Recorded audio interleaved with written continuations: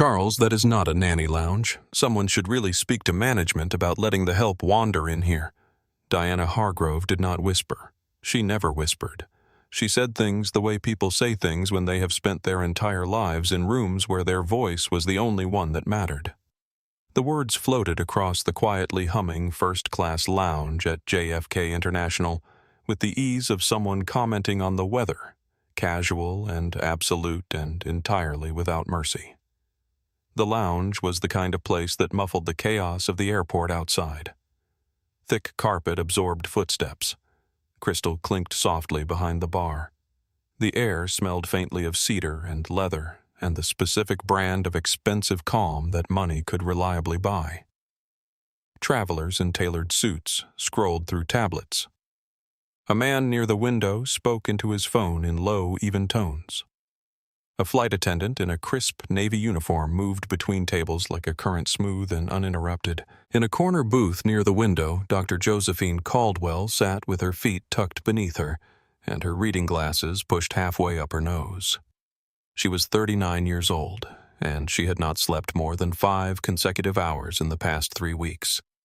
6 weeks of back-to-back acquisition negotiations between New York and London had hollowed her out in the way that only relentless high-stakes work could. Not broken, just emptied. She had the particular exhaustion of someone who had poured everything out and had not yet had a moment to refill. She was not dressed for a boardroom. She wore a soft charcoal lounge set, unbranded, the kind of thing chosen entirely for comfort on a 7-hour transatlantic flight. Her micro braids were pulled back loosely. She wore no jewelry. She carried a battered leather tote that had traveled to 4 continents and showed it. She did not need to project anything. She had long since stopped dressing for rooms that did not know her yet. Beside her, in the wide upholstered chair that was almost comically large for a 5-year-old body, sat Noah. He had sandy blonde curls that spiraled in every direction, and pale skin and green eyes that caught the light like sea glass. He was deeply absorbed in a cartoon on his tablet, one foot swinging rhythmically against the chair leg, entirely unbothered by the weight of the adult world around him. He was Josephine's nephew, the son of her late sister, and her British brother-in-law. Since her sister's passing 2 years earlier, Josephine had folded Noah into her life with a completeness that had surprised even her. He called her Auntie Joe. She called him her favorite reason to come home. Auntie Joe, Noah said without looking up. "Can I get more of that lemonade, the fizzy kind? Just water for now, little man." Josephine pressed a kiss to the top of his curls. "Long flight ahead. I need you to sleep, not bounce off the airplane walls." He scrunched his nose. "Airplanes don't have walls. They do. You just can't see them from inside." He seemed to consider this seriously, then returned to his cartoon, satisfied. It was in that moment, in the middle of that small and ordinary exchange, that the temperature in the lounge shifted. Diana Hargrove had arrived. She came in the way certain women enter rooms, as if the room had been waiting for them and was now expected to adjust accordingly. She wore a cream Chanel suit tailored precisely with a Hermes scarf draped at her neck and heels that added 3 inches and considerable authority to her already considerable presence. She was 52, and she had the kind of face that had once been beautiful and had decided somewhere along the way that imperious was a reasonable substitute. Behind her, trailing with the energy of a man who had learned to walk slightly behind his wife in public, came Elliot Hargrove. He was tall, silver-haired, dressed in the understated way of executives who no longer needed to prove anything through clothing. He carried a thick briefcase and held his phone the way some people hold a rosary constantly reflexively for comfort. Diana's eyes swept the room. It was a habit so deeply ingrained she likely did not notice she was doing it anymore. She catalogued, she assessed, she assigned each occupant their appropriate social tier with the practiced efficiency of someone who had been doing it since childhood. Her gaze landed on Josephine. It stopped there. Josephine felt it before she looked up. She knew the weight of that particular kind of attention. It was not curious. It was not warm. It was the look of someone doing arithmetic and not liking the answer. Diana's eyes moved from Josephine's brown skin to Noah's blonde curls, then down to the charcoal lounge set, then to the battered tote bag. The calculation completed itself in seconds. The conclusion formed, hardened, and became fact without a single piece of evidence to support it. Diana leaned toward Elliot, not quietly. "Charles, I really do not understand why this airline allows domestic staff to wait in the flagship lounge. It completely ruins the exclusivity of the experience. They should be at the gate." Elliot did not look up from his phone. "Just ignore it, Margaret. You always do this in airports." Josephine heard every word. She did not look up. She picked up her pen and continued making notes on the legal pad balanced on her knee. Auntie Joe Noah said, still watching his cartoon, "Is that lady talking about us?" Josephine did not hesitate. "No, baby. She's just talking." She set her pen down, folded her glasses, and looked out the window at the gray JFK tarmac. Somewhere out there, a plane was being loaded for London. She had 7 hours ahead of her, and a deal to close, and a nephew who needed to sleep, and exactly zero interest in spending any of her remaining energy on Diana Hargrove. But she knew with the quiet certainty of a woman who had navigated rooms like this her entire life that Diana Hargrove was not finished. If you have ever been sized up before anyone even knew your name, stay with this story, because what happens next is about more than one flight. Drop where you are watching from in the comments below, and subscribe if you believe dignity does not have a dress code. Elliot Hargrove had the posture of a man in the middle of a slow-motion emergency. He sat with his briefcase open on the seat beside him, a thick folder balanced on his knee, and the concentrated frown of someone reading documents he had already read 3 times and still could not make better. The folder was marked across the top in neat silver lettering: Meridian Pharma Acquisition Division, Internal Review, Confidential. Beneath it, a stack of term sheets, financial projections, and one very important series of unanswered emails to a company called Caldwell Biotech. Elliot was the executive vice president of acquisitions at Meridian Pharma, one of the largest pharmaceutical conglomerates in the country. For the past 8 months, his professional life had been consumed by one objective: closing a deal with Caldwell Biotech, a biotech firm whose proprietary neural mapping patents represented the only viable path out of a catastrophic patent cliff that was quietly threatening to reduce Meridian's market value by 1/3. The company's entire strategic future rested on it. His career rested on it. He had sent 11 emails to Caldwell Biotech's founder. Not one had been answered. His lawyers had tried. His intermediaries had tried. The founder was elusive, represented by a wall of attorneys who communicated in precise, non-committal language that told him nothing useful. He had a name. He had a company valuation. He did not have a face. He was 48 hours from a board meeting where he would need to explain why the most critical acquisition of the decade was still sitting open. Diana said something else. He did not catch the words. He made a sound that he hoped conveyed acknowledgement without encouragement, and turned back to the folder. Across the lounge, Josephine Caldwell added a note in the margin of her legal pad, capped her pen, and looked down at Noah. He had fallen asleep on her shoulder. She shifted slowly, carefully, so as not to wake him. She didn't notice the name on the folder in Elliot's lap. Not yet. British Airways Flight 408 to London Heathrow was called for boarding 40 minutes later. Priority boarding first, as always, which meant first-class passengers moved through a separate corridor, quiet and uncrowded, while the rest of the terminal organized itself into the geometry of commercial aviation. Josephine gathered her things with the efficiency of someone who had done this many times. Legal pad into the tote, laptop zipped away. She crouched down to Noah's level and helped him into his small backpack, which was covered in cartoon dinosaurs and a single iron-on patch of the British flag, a nod to his father who was currently working in Edinburgh. "Ready, little man." Noah nodded, serious as a general. "Ready." They walked through the priority corridor at an easy pace, Noah's small hand in hers, his sneakers squeaking faintly on the polished floor. Behind them, Diana and Elliot fell into the same line. Josephine did not turn around. She did not need to. She could hear Diana's heels on the floor, precise and rhythmic, and the low sound of Elliot still on his phone. The first-class cabin on the Boeing 777 was everything that the boarding gate was not. 14 private suites arranged in a soft herringbone pattern. Ambient lighting low and warm. The smell of clean leather and something faintly floral. A flight attendant near the forward galley smiled as passengers filtered in. Josephine found her row immediately. Seats 1A and 1K. The 2 suites at the very front of the cabin against the partition wall offering the most privacy the aircraft could provide. She helped Noah into one.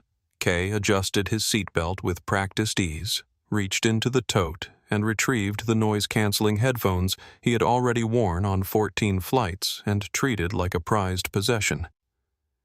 "Can I watch the dinosaur one?" he asked. She set up the screen. "You can watch 2 of the dinosaur ones. Then sleep." He settled in with the particular contentment of a child whose world was fully in order.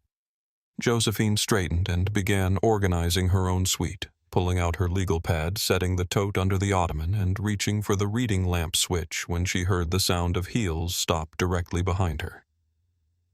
"You have got to be kidding me," Diana Hargrove's voice. Not a murmur this time, a full declaration. Josephine did not turn around immediately. She closed her eyes for one slow breath the way someone does when they need a second to choose who they are about to be. Then she turned. Diana stood in the aisle, boarding pass in hand, staring at Josephine with the expression of someone who had just discovered something offensive in a place where it had no right to be. Charles was behind her, already looking at his phone again. "Excuse me," Diana said, stepping forward. She looked at 1A, then at Josephine, then at Noah in 1K. "I think you may be in the wrong section." Josephine looked at her steadily. "I'm not. Economy is toward the back. I know where economy is. I'm not in it." Diana let out a short, sharp laugh, the kind that contains no humor. "His parents must be in business class," she said, nodding toward Noah. "You should go let them know he's settled. Nannies are not supposed to be in first class, and I am certainly not paying $12,000 to sit next to someone else's child care arrangement for 7 hours. A flight attendant appeared from the galley, a tall woman in her 40s named Claire Sutton, drawn by the volume. She looked between the 2 women with the expression of someone hoping this would resolve itself before she had to get involved. Thomas Reyes, the chief flight purser, was still at the rear of the cabin. He had not yet made it to the front. Josephine held up her boarding pass calmly. "I am in my assigned seat. As is he." She did not elaborate. She did not explain Noah or herself or anything else. She simply held the pass and waited. Diana looked at it as if it might be counterfeit. Behind her, Elliot finally looked up from his phone. He glanced at Josephine. He glanced at the boarding pass. He looked at his wife's expression and said nothing. Claire Sutton had been a senior flight attendant for 11 years and had developed over the course of those 11 years a very specific skill set that had almost nothing to do with beverage service. She could de-escalate. She could redirect. She could make someone feel heard without giving them anything they actually wanted. She was good at it. She was good at it in the way that people become good at things they have had to do constantly and without rest. She approached Josephine's suite with a professional smile and the particular energy of someone trying to solve a problem before it becomes a scene. "I just want to confirm you're in the right section," she said. Josephine did not look up from the overhead compartment she was organizing. I am. Could I see your boarding pass? You could. Josephine turned and looked at her with calm, unhurried eyes. Or you could check the manifest the way you're supposed to. There was a beat. Claire processed this. Then Thomas Reyes arrived, moving quickly from the rear of the cabin with the stride of someone who had been watching from a distance and decided it was time. He took the boarding pass from Josephine's hand, scanned it, checked his manifest, and handed it back. Dr. Caldwell, everything is perfectly in order. Welcome aboard. His voice was warm and clear, pitched for the cabin. Can I get anything for you or for Noah before we push back? Thank you, Thomas. We're fine for now. Thomas turned to Diana with the polished, entirely inflexible courtesy of someone who had drawn a very clear line. Mrs. Hargrove, this passenger is in her assigned seat. I'll need you to take your seat now so we can prepare for boarding completion. Diana's face went through several colors. She was not accustomed to being redirected by people in uniform. She was accustomed to being deferred to by them. This was a distinction she felt very deeply. This is absurd, she said, but her voice had dropped. She took 2 steps toward her own suite, then stopped. She looked at Claire, who was standing near the galley, and said with the particular precision of a woman accustomed to giving instruction, I want it noted that I have a concern about this arrangement. Claire nodded. Of course. She did not say what she would note. Elliot, now fully in his suite, had set his briefcase on the console and opened the folder on his knee. He read 2 lines, stopped, looked up at Josephine, who had returned to organizing her space, her back to him. His eyes dropped to the leather tote that had been placed under her ottoman. The edge of a black folder peeked out from the top, silver lettering on the tab. He could not read it from this distance. He told himself it did not matter, and turned back to his own papers. The cabin was nearly full. Around them, the quiet industry of pre-flight unfolded. Overhead bins clicked shut, seat belts buckled. The low murmur of polite first-class conversation filled the space. From seat 4, Audrey Moss arranged her carry-on bag and took out her phone. She was 30 years old, a digital content creator with 3 million subscribers, and the occupational habit of watching human behavior in public spaces with the attention of a documentary filmmaker. She had noticed the exchange near the front of the cabin the moment she stepped aboard. She was not yet filming, but she was watching.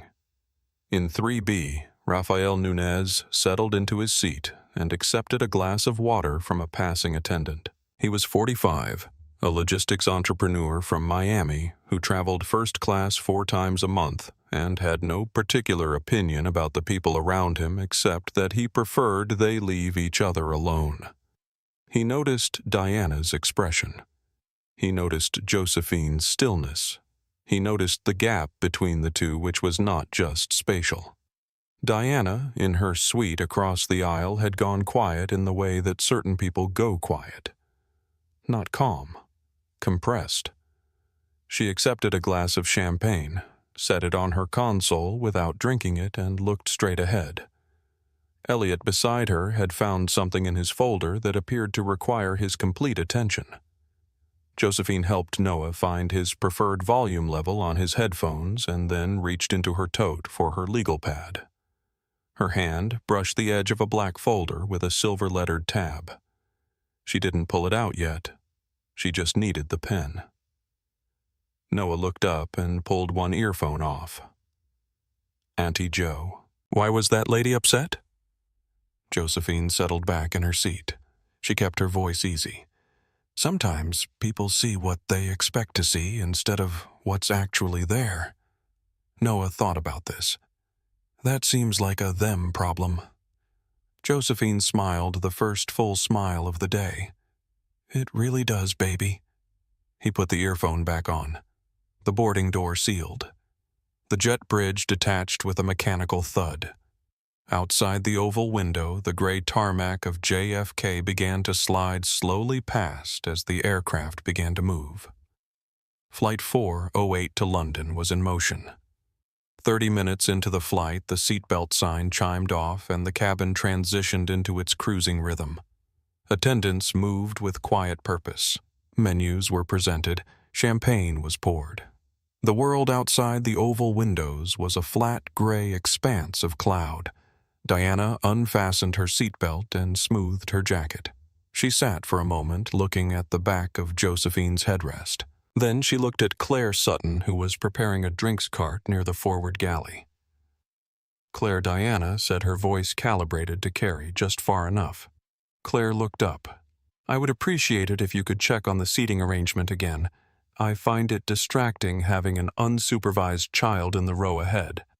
And the caretaker, she added deliberately, has been going through papers which keeps disrupting the lighting for those of us trying to rest. Claire glanced toward Josephine's suite. Josephine was reading. Noah had his headphones on and his eyes closed. There was no disruption. There was no noise. There was objectively nothing to report. But Claire said, "Of course, Mrs. Hargrove. I'll check in with her." Thomas Reyes, passing with a tray, caught Claire's eye and gave a small, firm shake of his head. Claire changed course and did not approach Josephine's suite. Diana noticed. Her champagne glass went back to the console untouched. Her expression hardened into something that had moved well past irritation and was closing in on intention. It was the second hour of the flight when Diana Hargrove made her move to the captain. She had pressed the call button and requested, with the civil insistence of someone who understood the power of polite escalation, to speak with the senior officer on board. Thomas Reyes had explained patiently that the captain was occupied with the flight. Diana had said she understood and continued pressing the button at 8-minute intervals until a message was relayed to the flight deck. What emerged from the cockpit corridor was not the captain, but a senior officer named Carter, a broad-shouldered man in his 50s, who had the expression of someone doing a favor and was not particularly enjoying it. Diana received him in the aisle with the composed authority of a woman presenting a formal complaint to a government body. She kept her voice level. She laid out her concerns in the order she had rehearsed them. The passenger in 1A and 1K appeared to be traveling in a professional capacity with a child who was not her own. There had been no verification of her status at the gate. The airline had a responsibility to ensure the integrity of the first-class experience for paying passengers. Officer Carter listened. Then he said, "Mrs. Hargrove, the passenger in 1A, has a verified ticket and a confirmed boarding pass. We have no grounds to disturb her. There must be some mistake in the system. There is no mistake. I've confirmed it personally. Then I want to know on what basis she was granted access to this cabin. No black woman traveling with a white child like that is the mother. That child's family is obviously somewhere else on this plane." The aisle went completely still. It was not a whisper. It was not a subtext. It was a sentence spoken plainly in the first-class cabin of a transatlantic flight in front of a flight officer, 2 visible attendants, and 5 passengers who had looked up from whatever they were doing with the involuntary reflex of people who have just heard something that could not be unheard. Thomas Reyes, standing near the galley door, set down what he was holding. Audrey Moss in 4A had not been filming yet. She was now. Officer Carter looked at Diana with the expression of a man who had just stepped over a line he had not expected to cross and was recalibrating quickly. "Mrs. Hargrove, you are making a very specific allegation. I want to be clear that you understand the weight of what you are suggesting." "I am making an observation," Diana said. "No. You are making an assumption." He said it without heat, but without hesitation. "This passenger has a valid ticket and confirmed identity. I strongly suggest you return to your seat." Diana's nostrils flared slightly. "I expect this to be logged." "It will be," he said. "Good day." He returned to the cockpit corridor. Diana stood in the aisle for a moment, the particular stillness of someone deciding whether the battle was lost or simply moved to a different front. Then she walked back to her suite and sat down. Elliot had not moved during any of this. He had been holding a spreadsheet in his lap, and at some point during his wife's exchange with the flight officer, His eyes had stopped moving across the columns. His gaze had drifted the way a person's gaze drifts when something at the periphery of their vision refuses to stay peripheral. The leather tote under Josephine's ottoman had shifted slightly during the flight, and the black folder inside had slipped so that 3 inches of it now protruded from the top. The silver lettering on the tab was readable from where Elliot sat. Caldwell Biotech. Acquisition term sheet. Final review. He read it twice, then a third time. His pen stopped moving. He looked up from the folder to the back of the headrest in Suite 1A. Josephine was facing forward, reading. He could see the edge of her profile from his seat, the careful way she held her pen, the legal pad, balanced on one knee. He thought about the 11 unanswered emails. He thought about the board meeting in 48 hours. He thought about his CEO asking him for the 4th time whether the Caldwell deal was going to close. Then he looked at his wife, who was sitting rigidly in her seat with her champagne untouched and her jaw set, and he understood with the nauseating clarity of someone watching a disaster in slow motion that he was in the middle of something that was going to end very badly. He should say something. He knew he should say something. He could stand up and introduce himself and say, "I think there has been a significant misunderstanding," and he could try to begin undoing the damage. He looked down at his folder. He looked at the spreadsheet. He thought about what Diana would say. He thought about the scene it would create. He thought about how complicated this would become. He told himself he would handle it when they landed. He turned to a fresh page in his folder and pretended to read. Josephine did not know what Elliot had seen. She did not know who he was. She had glanced at him once earlier and caught the flicker of something in his expression, something uneasy and half-formed, and she had filed it away the way she filed most things she could not immediately use quietly without comment to be retrieved when relevant. She returned to her legal pad. Outside the window, the Atlantic spread beneath them, cold and gray and absolute. The 3rd hour of the flight brought the meal service, and with it a shift in the cabin's temperature that had nothing to do with altitude. Diana had eaten very little. She had accepted the amuse-bouche and pushed it aside. She had allowed the main course to be placed in front of her, and had ignored it with the pointed intentionality of someone who wanted it to be known they were ignoring it. Elliot ate steadily, mechanically, the way people eat when they are using food as a reason not to speak. Noah had eaten half a bread roll and fallen asleep again, his head tipped against the window, the noise-canceling headphones still on the cartoon, still running unwatched on his screen. Josephine had finished her meal and returned to her legal pad, making margin notes in the careful shorthand she had developed over 15 years of working across disciplines. Diana spoke to the woman in Suite 2A. The woman had silver hair and the relaxed, sun-weathered face of someone who traveled often and had long since stopped being impressed by things.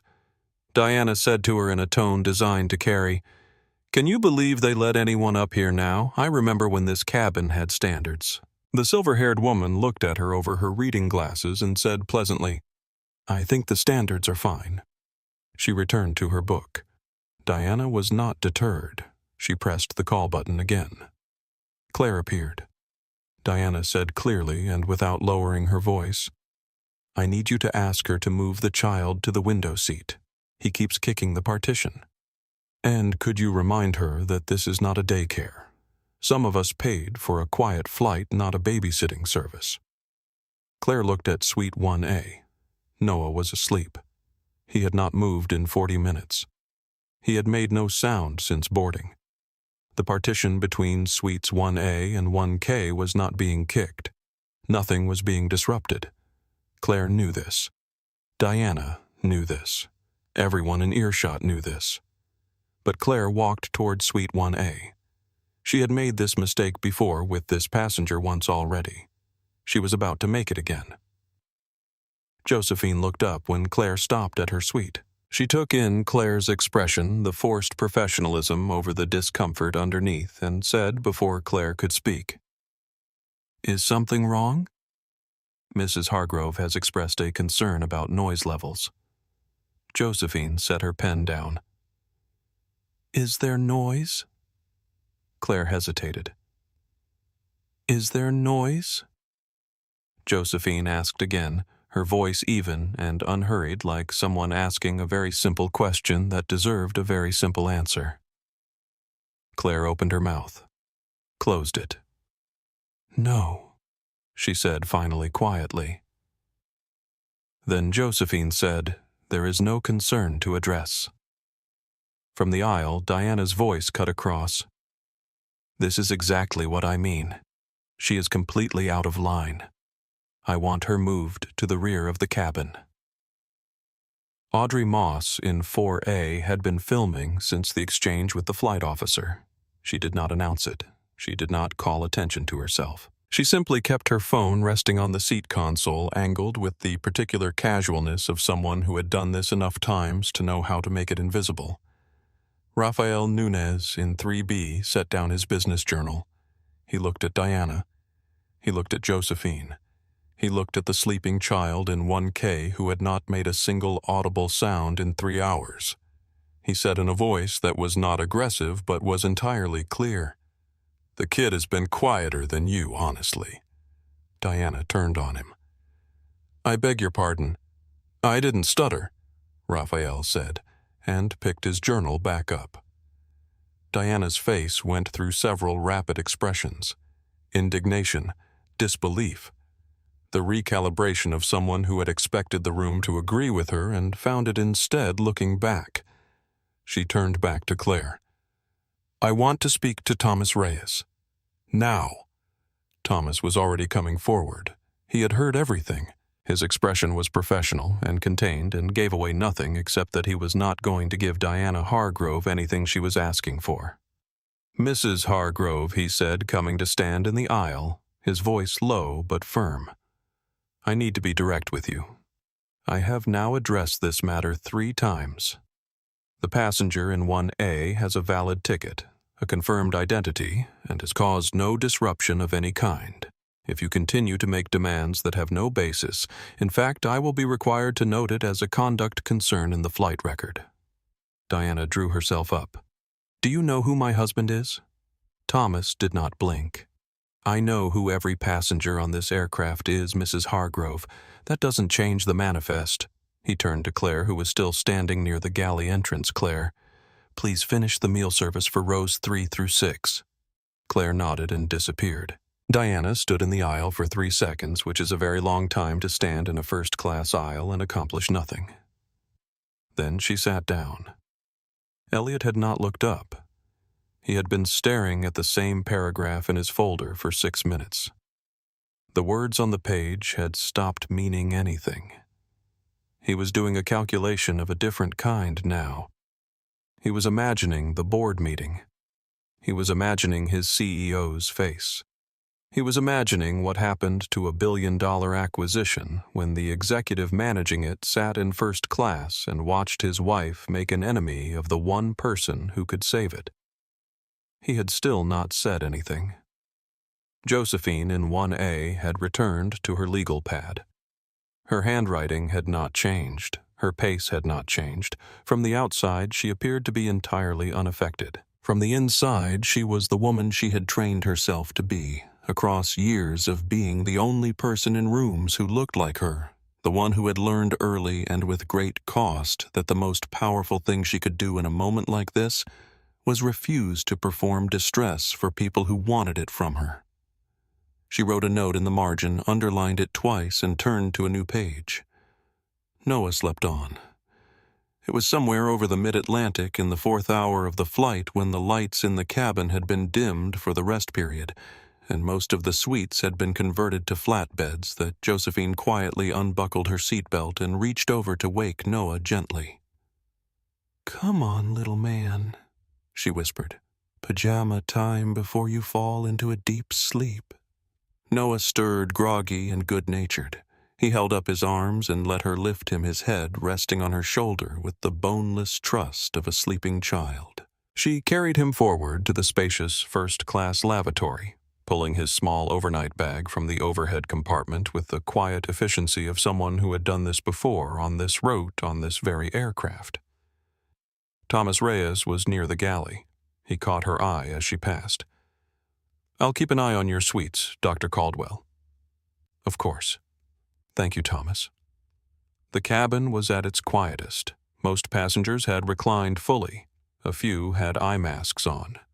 The lighting had been reduced to a dim amber wash that made the whole space feel suspended between day and night, between here and there.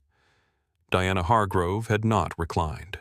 She was sitting upright in her suite, a glass of champagne finally in her hand, watching the darkness of the aisle. She looked at Elliot. He was asleep, or performing sleep well enough that the distinction did not matter. She looked at Thomas Reyes, who had stepped into the galley and was occupied with something out of view. She looked at 1A.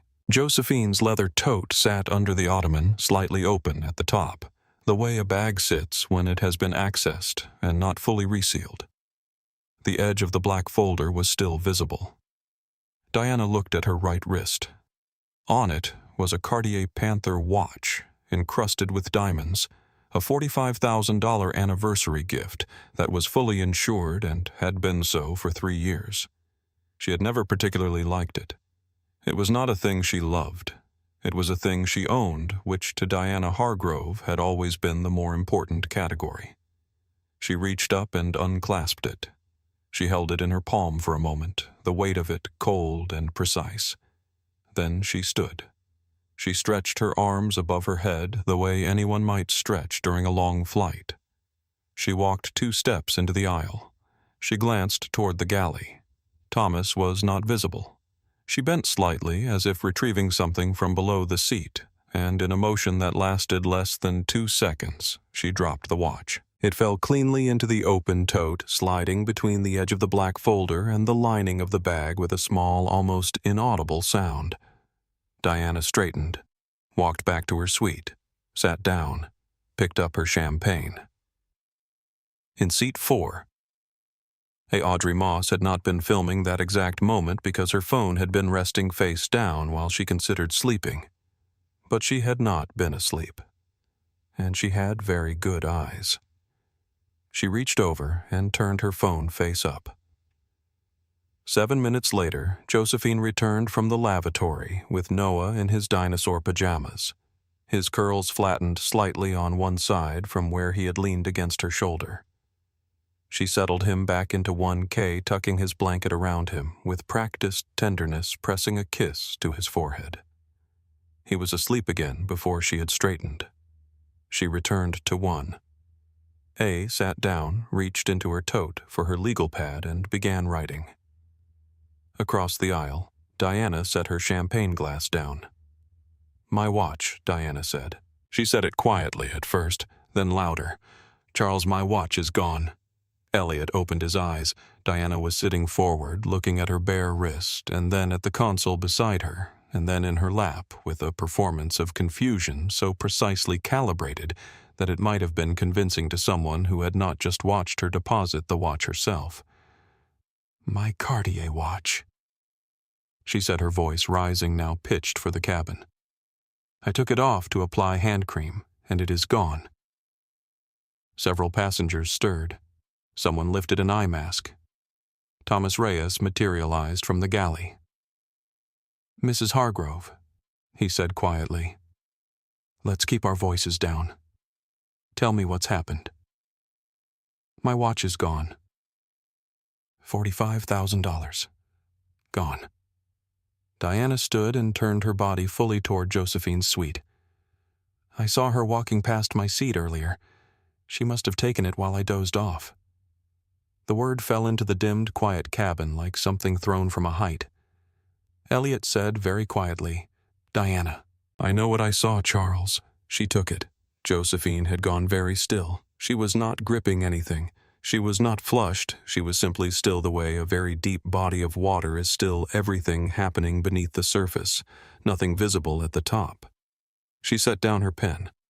Thomas Reyes looked at Josephine with an expression of genuine distress. "Dr. Caldwell, I apologize for this. You are under no obligation." "Search my bag," Josephine said. Thomas stopped. "Search it," Josephine said. "Right here, right now, in front of everyone who is awake. She reached under the ottoman and lifted the tote herself, placing it on the console in front of her. If there is a $45,000 watch in this bag, I want everyone in this cabin to see exactly how it got there. Diana's expression shifted. Just slightly. The triumphant certainty acquired a hairline crack. Thomas began carefully removing items from the tote. An iPad, a charging cable, a silk travel case, the black folder with the silver lettering. Elliot's eyes locked onto that folder from across the aisle and did not move. Thomas's hand reached the bottom of the bag. His fingers touched something cold. He paused. He slowly withdrew his hand. The Cartier watch hung from his fingers by its diamond band glittering in the dim cabin light. Diana let out a sharp sound somewhere between a gasp and a declaration. "There. I told you." The cabin was silent. Josephine looked at the watch, then she looked at Diana. Her expression did not collapse. It did not harden. It simply became more precise, like a lens being slowly brought into focus. She said in a voice so calm it was more unsettling than anger Thomas. "Does British Airways maintain security footage in the first-class cabin?" Thomas looked at her for one long moment. Then he said, "Yes. High definition. Full cabin coverage. It's stored continuously during every flight." "Good," Josephine said. "Then I need you to have the captain secure the footage from the last 2 hours before we land, because when the authorities board this plane at Heathrow, I want them to see exactly who put that watch in my bag." Diana opened her mouth. "In seat 4, Audrey Moss said clearly and without raising her voice, 'I can answer that question already. I was awake. I saw what she did.'" The crack in Diana's certainty widened. Rafael Nunez, from 3B Same. Elliot Hargrove had not moved. He was looking at Josephine's tote at the black folder resting on the console, and his face had gone to a color that was not quite white and not quite gray, but somewhere between the two, the color of a man who understood exactly what he was sitting in the middle of, and had run out of time to pretend otherwise. The cabin had completed its transformation. It had boarded as a collection of strangers arranged by ticket price. It had become somewhere over the dark Atlantic something more uncomfortable and more honest than that. A room of witnesses, some willing, some still deciding. All of them now in the full and unavoidable knowledge of what had just happened in their presence. Thomas Reyes set the watch down carefully on Josephine's console and said to the cabin at large with the quiet authority of a man who had made his decision, "No one is to handle this item. I will be contacting the captain to secure the flight footage and alert ground authorities at Heathrow." He paused. "Everyone please remain calm. Diana, this is absurd. That video is going to show nothing because there is nothing to show. I found my watch gone and I reported it. That is what you do when something is stolen. Raphael. That's not what she did, and you know it. Diana. Who are you, Raphael? Someone with eyes." Diana turned to Claire, who was standing near the galley entrance, looking like a woman who had taken a wrong turn somewhere several hours ago, and was only now fully understanding how far off course she had come. "Claire," she said, "you have seen me on this route 4 times this year. You know I would never fabricate something like this." Claire said nothing. "Diana, say something." Claire said, "Mrs. Hargrove, I think you should sit down." The cabin had a sound to it now, the particular charged quiet of people who were watching something unfold that they knew they would describe later in detail to people who had not been there. Audrey Moss had lowered her phone to where it rested against the armrest, still recording. She was not grandstanding. She was not narrating. She was simply ensuring that what was happening was preserved as it happened, which was, she felt, the most useful thing she could do. Elliot Hargrove still had not spoken. He was looking at the black folder on Josephine's console. He had been looking at it for some time. His folder, the one with the Meridian logo, was open on his knee, but the page in front of him was the same page it had been for 90 minutes. His pen had not moved. Josephine looked at him. It was the first time she had looked directly at him since boarding. She did not know his name. She did not know his connection to the woman across the aisle. She only knew that he had been sitting 3 feet from everything that had happened and had not said a word, and that there was something behind his eyes that was not ignorance. It was a very specific kind of knowledge choosing to stay very quiet. She looked at him for 3 seconds. Then she looked away.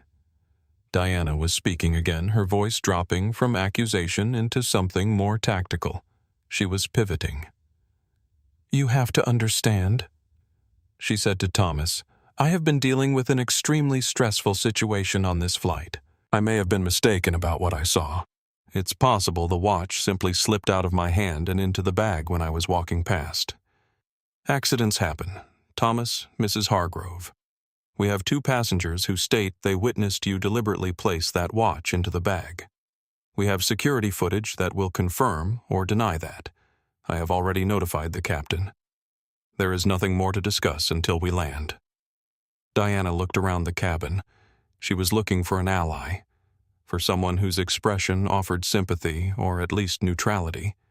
She found mostly averted eyes or direct ones that were offering her nothing she wanted. The silver-haired woman in 2A who had earlier dismissed Diana with a pleasantry, and a book was watching her now over the top of her reading glasses with the expression of someone who had reached a verdict. The elderly businessman in 3A had his arms crossed. Noah, by some miracle of childhood, was still asleep. Diana looked at Elliot one final time. Her voice had dropped below the threshold of the cabin, now something she had not thought to do until it was far too late. "Elliot," she said, "tell them who we are." Elliot looked up from his folder. He looked at Diana. He looked at Josephine. He looked at the watch on the console. He looked at Audrey's phone resting on the armrest with its lens pointing toward the aisle. He said, "Diana, what you have done tonight is a crime."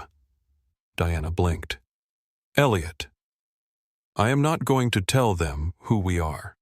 I am going to tell you that you have committed an act of criminal fraud on a commercial aircraft in international airspace, and that there are 2 witnesses and a security camera, and there is nothing I can do or say to make that not true. Diana, you are choosing her over me. Elliot, I am choosing not to lie. Those are not the same thing." He said it quietly, without theater, without looking at Josephine or at Audrey or at anyone except his wife. And then he looked down at his folder, turned to a blank page, and wrote nothing on it. Diana sat down. The cabin returned to something that was not quite quiet, but was at least still. Josephine reached over, checked that Noah's blanket was still around him, and returned to her legal pad. She wrote 2 lines. Then she put her pen down and closed her eyes for the first time in 6 hours. She did not sleep, but she rested. In 4A, Audrey Moss stopped the recording, reviewed the last 4 minutes of footage, and set her phone down on the console face up. She did not post it. Not yet. She believed in allowing things to complete themselves before turning them into content. Outside, the sky beyond the window had shifted from gray-black to something approaching gray-blue. Somewhere far below and ahead, the coast of England was beginning. The intercom chimed softly. "Ladies and gentlemen, this is your captain speaking. We have begun our initial descent into London Heathrow. Local time is 6:48 in the morning. The weather in London is overcast, 11 degrees Celsius. We expect to arrive at Terminal 5 approximately on schedule.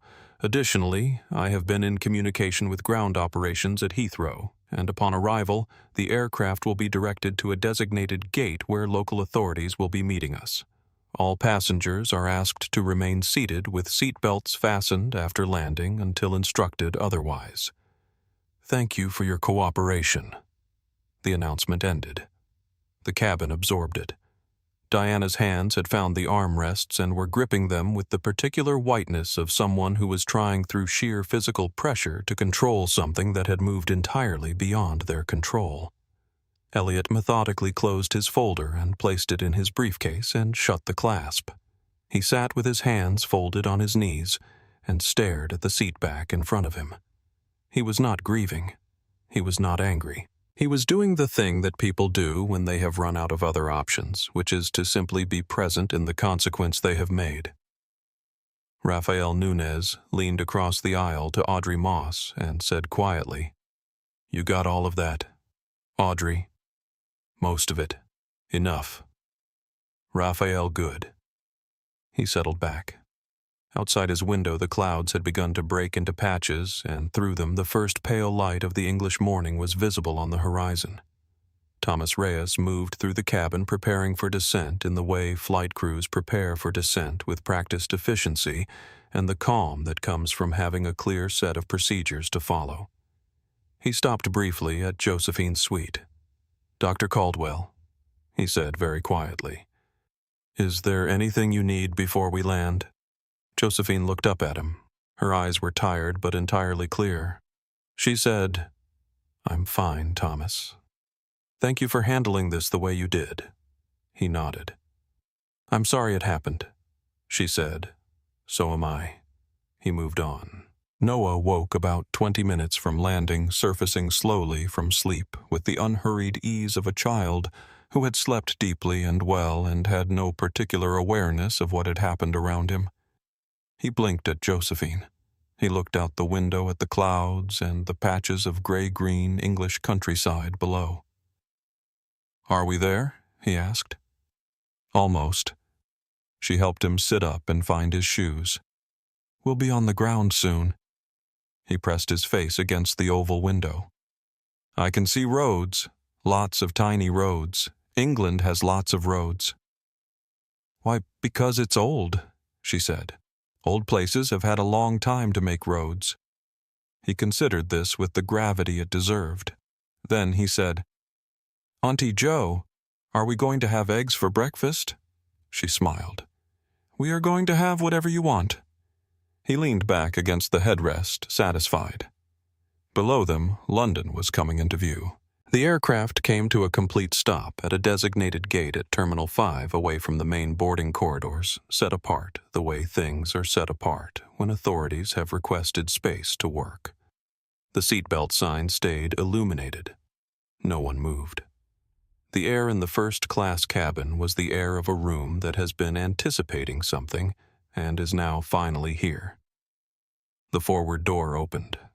The sound of the jet bridge attaching, followed by two uniformed officers of the Metropolitan Police Service, followed by Inspector Diane Walsh. Walsh was in her early 50s, compact and precise, with gray eyes, and the particular kind of stillness that comes not from stillness at all, but from a very controlled movement operating at a very low speed. She carried a tablet and wore no expression that could be described as anything other than professional. Behind her, Constable Perry Davies, late 20s, who had the look of someone taking mental notes about everything simultaneously. Thomas Reyes met them at the door. "Good morning, Inspector. Chief Flight Purser. Thomas Reyes. I spoke with the captain. We have the footage secured. Inspector Walsh. The full cabin recording Thomas, from gate to gate. The relevant period is clearly identifiable. I've noted the timestamp." Walsh. "Thank you." She stepped into the cabin. "Good morning, everyone. Please remain seated. This will be resolved as quickly as possible." Diana stood immediately. She had been preparing this moment for the last 40 minutes of the flight, and she executed it with everything she had left. Her voice was calibrated for sympathy. "Officer, thank goodness. I have been waiting for someone to take this seriously. That woman," she said, pointing across the aisle, "stole my watch, and when I reported it, the crew covered for her. I have been harassed for hours." Walsh held up one hand. "Mrs. Hargrove, sit down, please." Diana blinked. "I am the one who filed the complaint." "Sit down. I will speak with you in a moment." Diana sat. Walsh turned to Thomas. "Let's look at the footage." Thomas connected the tablet to the cabin's forward display system, the same screen that usually showed route maps and flight information, and brought up the footage with the timestamp he had marked. No one in the first-class cabin was pretending to look elsewhere. Walsh and Davies watched the tablet. But the feed was also visible on the display panel, which was angled toward the cabin. It was not intentional. Or perhaps it was. Either way, 12 people in the first-class cabin watched along. The footage was high definition and clear in the way that modern aviation security cameras are clear, which is to say, unforgivingly so. The timestamp in the corner read 0341 flight time. The cabin was dim. Most suites had their shades drawn. In the aisle, a small movement. Constable Davies narrated in a flat, neutral voice the way officers are trained to narrate evidence so that it becomes record. The time is 3:41. Mrs. Hargrove is visible in Suite 2D. She appears to be looking toward the forward lavatory. She stands. She moves into the aisle. On screen, Diana stretched her arms. She steps toward Suite 1A. She pauses. On screen, Diana's arm extended. A small deliberate motion downward toward the open tote bag. She's placing an item into the open bag of the passenger in Suite 1A. Diana. That is not what that looks like. Walsh, Mrs. Hargrove. You will have the opportunity to respond. Not right now. Davies. She returns to her suite. She sits down. The time is 3:42. Total elapsed time 48 seconds. The screen froze. Walsh turned to face Diana. She did not raise her voice. She did not adjust her expression. She said, "Is there anything you would like to tell me before I continue?" Diana opened her mouth. Nothing came out for a moment, which was in itself a kind of answer. Then, the altitude medication. I was disoriented. I may have been confused about what I was doing. I would never intentionally... Walsh. 2 passengers on board have given verbal accounts consistent with what we just observed. You filed a formal police report of theft. You identified a specific individual as the perpetrator. You did this knowing you had placed the item yourself. She said it with the precise, unhurried delivery of someone reading a list. Those are serious offenses. Diana looked at Elliot. Elliot was looking at his hands. She looked at Thomas, then at Claire, who had gone very pale near the galley entrance, then at Audrey Moss, who met her gaze without flinching. Diana said, "You do not understand who my husband is. Walsh, Mrs. Hargrove, please stand." The word please was doing an enormous amount of work in that sentence. Diana, I am an American citizen. I have rights. You do, Walsh said. We'll discuss those at the station. Constable Davies stepped forward with the particular measured pace of someone completing a task. The handcuffs were a sound the cabin would not forget. A metallic click, once, twice, and then Diana Hargrove was standing in the first-class aisle of a British Airways transatlantic flight with her wrists behind her back and her Chanel suit wrinkled and her mascara beginning its slow journey down her face, and the cabin around her was witnessing all of it. Walsh, Margaret Diana Hargrove. I am arresting you on suspicion of attempting to pervert the course of justice, making a false report to police, and conduct liable to cause a breach of the peace. You do not have to say anything, but it may harm your defense if you do not mention when questioned something you later rely on in court. Anything you do say may be given in evidence. Diana Charles. Charles, say something. Tell her who you are. Elliot did not stand. He did not look at his wife. He said to no one in particular in a voice barely above a murmur, I'm sorry. Davies took Diana by the elbow and walked her down the aisle. It was a short walk, 14 suites. It took 22 seconds. And in those 22 seconds, the silver-haired woman in 2A began to clap, slowly. Then Rafael Nunez joined, then the elderly businessman, then 3 other passengers in quick succession, and then the sound built itself into something that filled the cabin completely, not celebratory, not vindictive, but the sound of people who had been witnesses to something and needed to mark it, needed to make it real in some way that silence could not accomplish. Diana walked through that sound and out the door. The cabin held its breath for a moment after the door closed behind Diana and Constable Davies. Then it released not all at once, but in a series of slow, individual exhalations. Conversations, restarting, someone putting their headphones back on the elderly businessman in 3A, pressing 2 fingers to the bridge of his nose as if recalibrating. Inspector Walsh remained at the front of the cabin. She turned to Josephine. "Dr. Caldwell," she said, "I want to apologize for what you experienced on this flight and for the delay this morning. We will need a formal statement from you, but we can arrange that at your convenience. My colleague can meet you at your hotel or your offices at any time today that suits you." "Thank you, Inspector." Josephine said it simply without performance. "I'll have my legal counsel contact your office this afternoon to arrange it." Walsh nodded. She gave Thomas a brief, approving look. "Good work," she said. Then she turned and walked back toward the door. The cabin began to stir toward disembarkation. Overhead bins opened. Bags were retrieved. The particular organized shuffle of people preparing to leave a long flight. Elliot Hargrove stood up. He was not a small man. He was tall and silver-haired and had the bearing of someone who had been important in rooms for a long time. But standing in the aisle of the first-class cabin, holding his briefcase with both hands and looking at Josephine, he appeared diminished in a way that had nothing to do with height. "Dr. Caldwell," he said.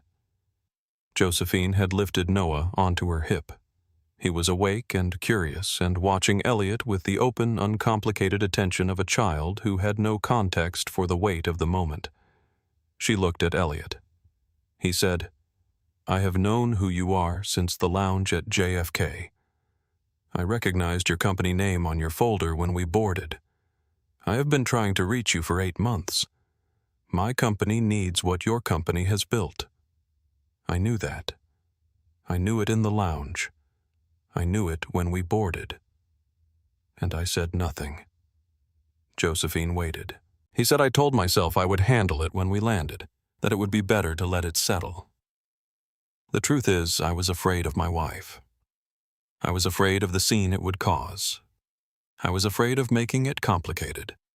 And so I sat 3 feet away from everything that happened tonight, and I chose my briefcase over my conscience." Josephine looked at him for a long moment. Her face did not offer comfort, but it did not offer contempt either. It offered something more neutral and more honest than either of those things, which was simply the truth seen clearly. She said, "You knew. And you said nothing until it would hurt your bottom line." Elliot. Yes. The cabin had gone quiet around them. Audrey Moss had put her phone away. Rafael Nunez was standing with his bag but had not moved toward the aisle. Josephine shifted Noah to her other hip. He rested his chin on her shoulder and looked at Elliot with mild, sleepy interest. She said, "Caldwell Biotech deserves a partner who leads with integrity, not one who calculates when it is safe to show it. Elliot, please. I understand I have no right to ask this, but the people at Meridian, the researchers, the scientists, the thousands of employees who had nothing to do with any of this, their futures depend on—" Josephine. Your silence had a cost.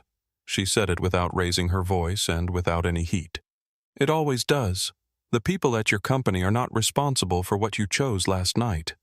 But neither is my company responsible for absorbing the consequences of it. She picked up her tote. She slung it over one shoulder. She looked at Elliot one final time. She said, "Send me a message. Not through your lawyers. You personally. When you are ready to be honest about what happened here and what it means, I will read it." Elliot said nothing. There was nothing to say that would have been adequate, and he seemed to understand that. Josephine turned toward the door. Noah raised his head from her shoulder and looked at the cabin around them, at the passengers gathering their things at the light coming in from the open forward door, the pale gray gold of a London morning. "Auntie Jo," he said, "can we get eggs now?" She smiled. "Yes, baby."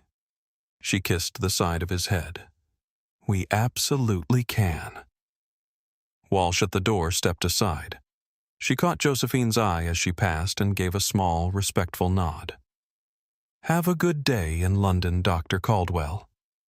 "Thank you, Inspector. You too." She walked through the door into the jet bridge into the pale morning light of Heathrow Terminal 5 with her nephew on her hip and her legal pad in her tote bag, and a deal still to close, and everything else, every word said and unsaid on that flight folding quietly behind her like the closing of a book. In the cabin, the remaining passengers finished gathering their things. In 4A, Audrey Moss zipped her bag and paused for a moment. She thought about what she had recorded. She thought about the moment Diana had walked down the aisle and the sound that had come from the cabin, that particular kind of applause that has nothing to do with performance and everything to do with truth being witnessed. She took out her phone and looked at the video. Then she typed a caption. She kept it simple. The video went up before Josephine's car had reached the hotel. Audrey's caption was 8 words. She tried to frame a CEO. Chose wrong. The footage was 41 seconds long. It showed Diana at the watch drop and Davies narrating the footage on the aircraft screen and the click of the handcuffs and the walk down the aisle and the applause. It did not need context. It did not require explanation. It was the kind of footage that arrives in people's feeds and stops them mid-scroll because what they are looking at is simply and completely real. By the time the video had been up for 4 hours, it had 12 million views. By the time Diana was processed through the initial stage of detention at Heathrow's aviation security facility, it had 30 million. Diana's phone, taken from her upon arrest, was returned to her briefly during processing. She turned it on. Then she turned it off. Then she sat on the metal bench in the holding room and looked at the floor. She had made one phone call to Elliot. He had not answered the first time, or the second. On the third attempt, his phone rang 4 times and went to voicemail. On the fourth attempt, he picked up, and the conversation that followed lasted 6 minutes, and at the end of it, Diana understood several things she had not fully understood before. She understood that the board of Meridian Pharma had been briefed. She understood that Josephine's legal team had made contact with the company. She understood that the merger, the single most important professional objective of Elliot's career, was over. She understood finally and completely that the world she had moved through with such confidence for 52 years had seen what she had done and had not looked away. The Metropolitan Arts Foundation board sent a formal letter while she was still in the holding room. It was 4 sentences. It covered membership revocation event access removal and the return of her annual donation. It did not include any expression of regret. 2 other boards sent similar notices by end of day. Not because they were forced to, because they had watched the same 41 seconds that 30 million other people had watched, and they had made the same decision independently. Elliot Hargrove flew back to New York in economy. His corporate card was declined at the hotel in London, the first signal of what was waiting for him. He paid with his personal card and sat in the hotel room for 2 hours, staring at his phone, reading emails from his CEO, from the legal team, from the board. Then he booked the cheapest available seat on the next flight home, which was a middle seat in economy. And he sat in it for 7 hours, next to a man who slept with his mouth open, and a woman who watched reality television with the volume too high, and Elliot Hargrove, EVP of Acquisitions, thought about a 5-year-old boy asking for eggs. The meeting at Meridian headquarters was waiting for him when he landed. He did not make excuses. He had decided sometime over the Atlantic in the middle seat that making excuses was not something he had any right to do. He said, "I knew who Dr. Caldwell was from the moment we boarded. I chose not to intervene. That choice had consequences for this company, and for her and I take full responsibility for both." What Elliot understood sitting in that conference room was not that he had failed professionally. What he understood now was something more specific and more lasting. He had been given a moment on that flight, a clear, uncomplicated moment to stand up and tell the truth, and he had calculated instead. He had done the math of self-preservation, and the answer the math had produced was everything he had lost. The Savoy had a breakfast room that faced the Thames, and the morning light on the river was pale and silver and wide, and Noah ate scrambled eggs with a seriousness that Josephine found deeply comforting. She had her coffee. She had her legal pad, which she was not using. She was watching Noah eat and watching the river and allowing herself the specific luxury of sitting still. Her phone was on the table face down. She had spoken to Sandra Okafor, her legal counsel, once already that morning. Sandra had said, "The footage is extraordinary. We have multiple witnesses. We have the police report. We are in a very strong position," Josephine had said. "Handle it thoughtfully. I don't want it to be punitive for its own sake," Sandra had said. "You are a kinder person than I am." Josephine had said, "You do not become the thing that tried to diminish you." "That's the whole point." Noah finished his eggs and looked up. "Auntie Joe." "Yes." "That lady on the plane. She was mean to you." "Yes. She was." He thought about this. His eyes were very clear and very green and entirely untroubled. Why Josephine thought about how to answer this. She looked out at the river for a moment. She said, "Sometimes people see what they expect to see instead of what is actually there. And when the real thing is different from what they expected, they get frightened, and frightened people sometimes do unkind things." "Noah, that doesn't seem fair." "It isn't. What do you do when that happens? You stay exactly who you are," she said. "You do not become smaller to make them more comfortable, and you do not become what they assumed you were just because they said it out loud." He absorbed this. "Then, can I have a croissant?" "You may," she signaled to the server. Outside, a boat moved slowly up the Thames, and the light shifted, and the morning continued its unhurried progress toward afternoon.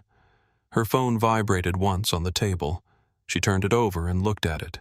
Elliot Hargrove's name. She read the message once. She set the phone down. She did not reply immediately. She picked up her coffee and looked at the river, and she thought about the message, and about the man who had sent it, and about what it cost to write 7 honest words after a lifetime of calculating instead. She would reply. Later. Not with warmth she did not yet have, but with the directness she had always offered people who told her the truth, even when it arrived late. Not right now. Right now Noah was asking if English croissants tasted different from American ones, and she told him that was an excellent question, and they found out together. 3 weeks later, Josephine sat in a glass-walled conference room on the 14th floor of a building in Canary Wharf looking out at London's skyline, while her legal team finalized the last pages of a partnership agreement. Not with Meridian. A smaller firm, a European biotech called Halcyon Group, run by a woman named Dr. Leanne Ferreira, who had contacted Josephine's office 6 months earlier through the appropriate channels, waited her response, and followed up once professionally without pressure. The terms were clean, the values aligned. The deal came together in 2 weeks. 6 months after the flight, Dr. Josephine Caldwell announced the establishment of the Noah Caldwell Foundation, named quietly and privately after her nephew, because the best things she had ever done had his name on them, even when they did not say so. The foundation did one thing. It funded full scholarships in biomedical science for young women from underserved communities in both the United States and the United Kingdom. The first cohort was 22 recipients. The second cohort doubled it. And Noah, 4 months after London, stood at an airport gate holding Josephine's hand and looked up at the departures board and then up at her and said, "Auntie Joe, are we in the front again?" She looked down at him. She said, "We are always in the front, baby." He thought about this. Then he said, "Good." That's where we belong." She smiled. She took his hand. They walked down the priority corridor, and no one stopped them, and no one questioned them, and no one looked twice, and it was the most ordinary thing in the world, which was exactly how it was supposed to be. Josephine did not win because she had a title. She won because she refused to let someone else's fear become her cage. She sat in that seat. She stayed quiet when quiet was the more powerful choice. She asked for the camera footage instead of raising her voice because she already knew what the truth looked like, and she trusted it to do what truth does when it is given the space to move. She let the room witness, and the room did. "I want to ask you something honest. How many times have you been in a version of that cabin? Maybe not at 35,000 feet. Maybe it was a meeting room where someone talked over you. Maybe it was a store where someone followed you with their eyes. Maybe it was a conversation where someone made an assumption about your life and stated it out loud like fact. And maybe you smiled and let it go. Maybe you calculated the way Elliot calculated that the cost of speaking was too high in that moment. I understand that. The cost is real. The calculation is real. But here is what Josephine understood that Diana never did. Dignity is not a reward you receive after proving yourself. It is not something you earn by announcing your credentials or wearing the right clothes or sitting in the right seat. It is something you carry into every single room before anyone knows your name. And the moment someone tries to take it from you by deciding who you are before you open your mouth, the most powerful thing you can do is simply continue to be completely and exactly who you already are, not louder, not harder, just true. Because the truth, when it is given a clear enough surface and long enough time, always becomes visible. Diana's assumption was hers to make. The camera was already rolling. If this story moved you, share it with someone who needs to hear it today. Not for the views. For the person in your life who needs to be reminded that they do not have to shrink, that they do not have to explain, that they do not have to earn the room they have already walked into. And if you believe that respect should never need a resume, hit that subscribe button right now and ring the bell so you never miss a story like this one. Leave a like if Josephine's calm strength gave you something today. And drop a comment below not just your city, but the moment. The moment you chose to stay exactly who you are when the world expected less. Those are the moments that define us. Those are the moments worth talking about. Because Josephine Caldwell did not change who she was on that flight. She simply refused to pretend that who she was needed any apology. And that in the end is the only thing that was ever required of her. That is the only thing that was ever required of any of us.